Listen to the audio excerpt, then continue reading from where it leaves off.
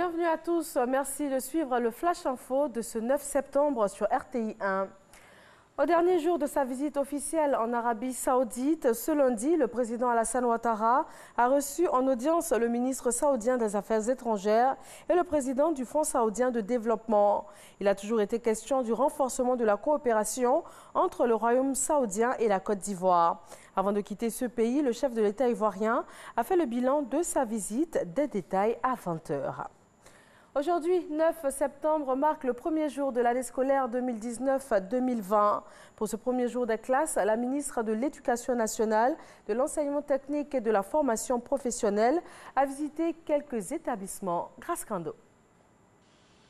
Pour ce premier jour de classe, c'est le centre de perfectionnement au métier de la mécanique et de l'électricité dans la commune de Koumassi que la ministre de l'Éducation nationale, de l'enseignement technique et de la formation professionnelle, en compagnie du secrétaire d'État chargé de l'enseignement technique et de la formation professionnelle et du préfet d'Abidjan, a choisi pour commencer sa tournée dans les établissements. Nous sommes en train de faire un coup de maths sur les limites, continuité, dérivabilité.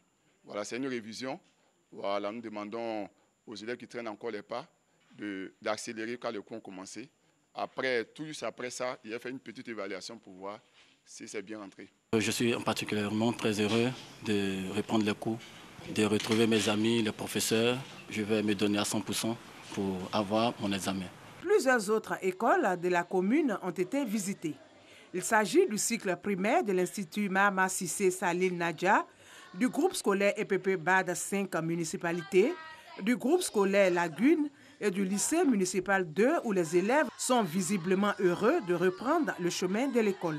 Les professeurs sont venus, ils se sont présentés à nous et puis ils ont donné les listes de fournitures pour que nos parents achètent nos fournitures.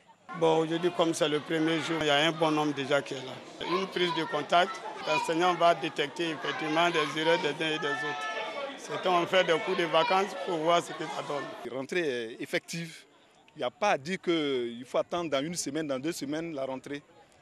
Elle est effective, donc achetez les fournitures de vos enfants. La ministre Kandia Kamara justifie le choix de la commune de Koumassi. Le ministre Cissé Bakongo a réhabilité plusieurs établissements, notamment le lycée municipal 1 et 2 de Koumassi. Le cadre physique d'un établissement a un impact sur le rendement du personnel et des enfants. Quand on a une belle école qui est attrayante, ça donne envie aussi bien aux élèves qu'aux enseignants de venir à l'école. Les résultats de fin d'année se préparent depuis le premier jour de rentrée. Les examens de fin d'année se préparent depuis le premier jour de rentrée. Donc il est important que les cours démarrent.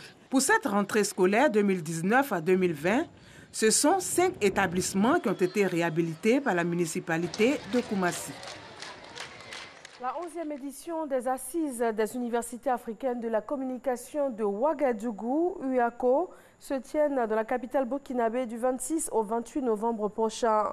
Le ministre de la Communication et des Médias, Sidi Touré, a été sollicité par son homologue burkinabé afin de présider ces assises. Cela fait l'objet d'un échange ce lundi entre les deux ministres. L'UACO est un cadre pour les professionnels, les universitaires, les chercheurs, les étudiants et personnes ressources d'Afrique et d'ailleurs pour discuter des défis qui se présentent à tous les médias. Lutte contre le trafic de drogue. Le vendredi 6 septembre dernier, aux environs de 22 h, la direction de la police des stupéfiants et des drogues a saisi 240 blocs de cannabis. La saisie a été opérée à Bobo, au quartier Ndotré, au domicile de Dame Touré Mariam.